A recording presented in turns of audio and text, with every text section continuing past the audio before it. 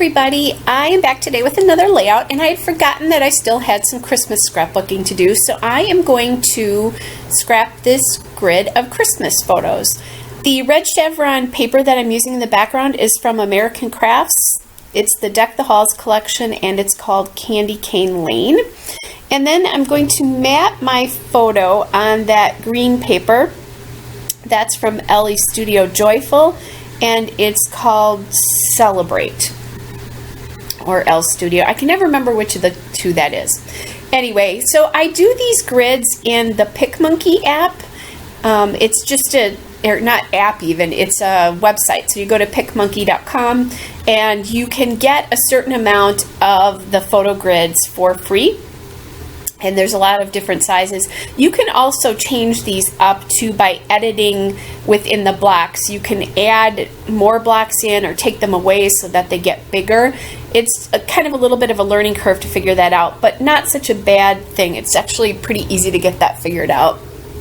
So that's how I do any of these photo grids that you see. And I do that quite often when I have a lot of photos that are just kind of like glimpses of the day.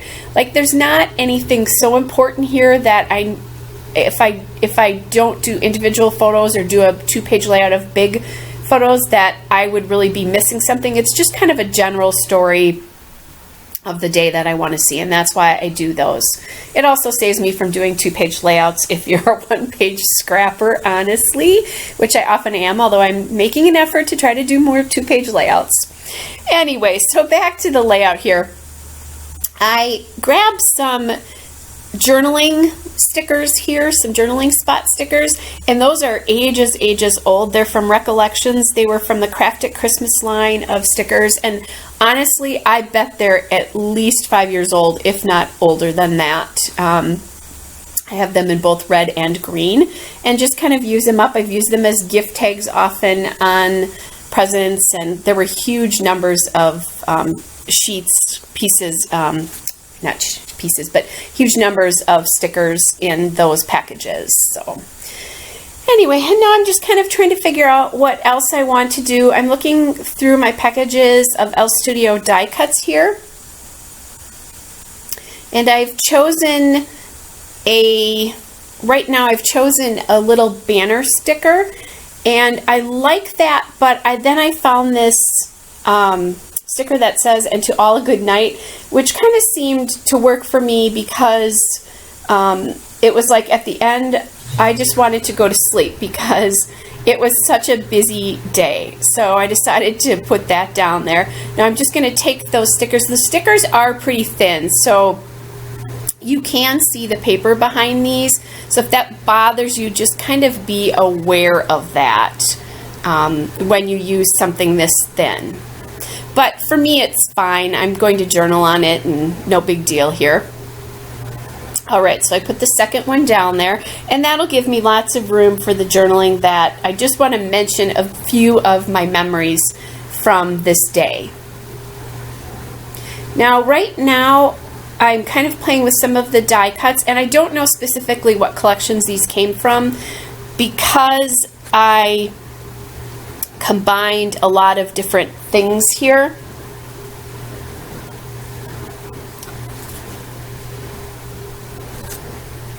A lot of different, I should say, lines. And then I found that I went into some Chickenity Crafts, the Jolly Good line. I have some die cut tags there, die cuts from there, and I grabbed that tag there, or that banner, and I just cut it out to make it look like more of a banner. That's the one that says Merry Christmas on it.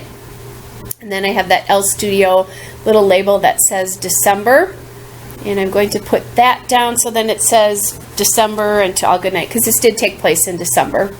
And this was a work function for my place of employment. The little village that I work in does a little Christmas celebration, and you know, they had a horse and carriage, and in my office we had a harpist, and people were walking around with hot chocolate, and there were roasted chestnuts, and I tried a roasted chestnut for the first time. I'd never tried those before, so I thought that was delicious. And now I'm thinking I want to put that banner up on the top there, and the reason I'm doing that is there was a little imperfection in the paper there where something had gotten stuck to it. Normally I probably would have pulled that off further to the side, but I decided to do it right there because of that imperfection. And in the end, I actually really like the way it looks. So I'm using that banner. That banner is, I know that for sure, that banner with the flowers on it is from the Joyful collection, which was this year's collection. The other pieces there, though, are from all different collections to celebrate the season, and then I'll end up, in the end, I'm going to end up putting a little date label there from the printables. And I'm not quite sure what year that is from. Now I'm working a little bit. I do like that little star banner there, but it needs something else behind it, and I'm going to end up not then using that star banner. So I found that little label there that says Full of Merry and Magic, and to give it a different shape other than all the just straight lines, straight rectangle lines, I'm cutting it to more of the shape of what the Full of Merry and Magic says. And that was kind of cute. That was a little magical. I am covering up little bits of these photos, but there's nothing that important in those photos there. And now I'm looking at my wood buttons there, and that's from the Chamel Christmas Magic line. It's the wood buttons. And I'm going to kind of audition those around the page to see which ones I would like to use. So I find that the light bulb one will go up there. I like that little holly one, so I'm going to put that there.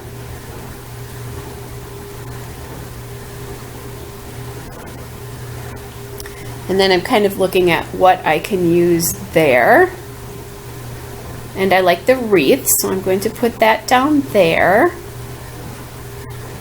I think by the time I finished my Christmas scrapbooking now, and I just have a couple of these buttons left. They're almost done, so that'll be good. I think I'll be able to use those up next year.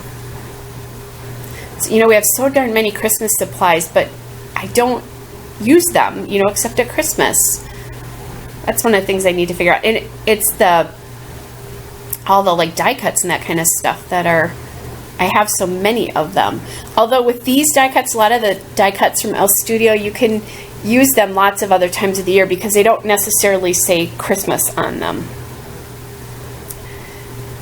All right, so then I'm looking for something to go kind of under that Merry and Magic and the wreath there, because I think it needs another sort of supporting piece there, and I'm going to find a green label that came from some printables that says XOXOXO.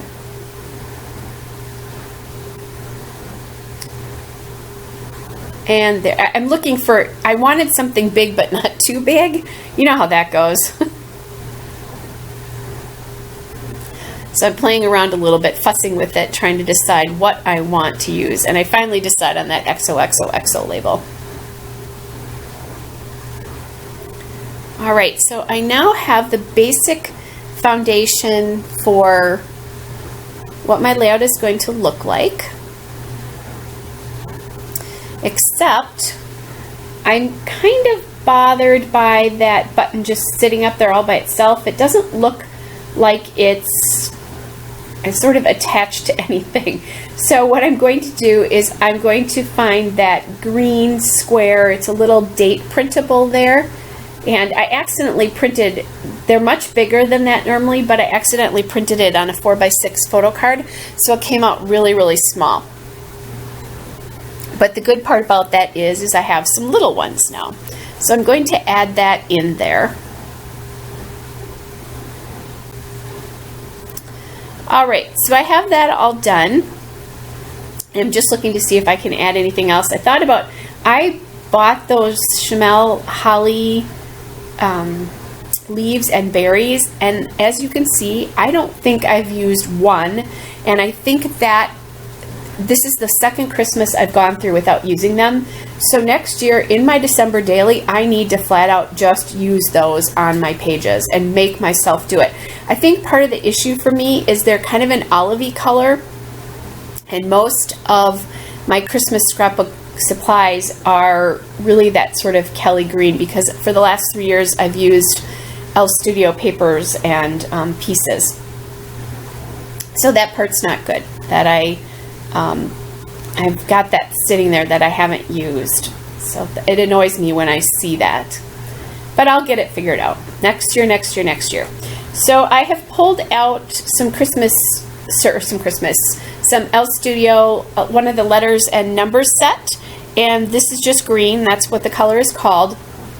I love these alphas that they have because they're great for long titles or for subtitles, and they have lots of different colors. I know I have them in every color they make them in.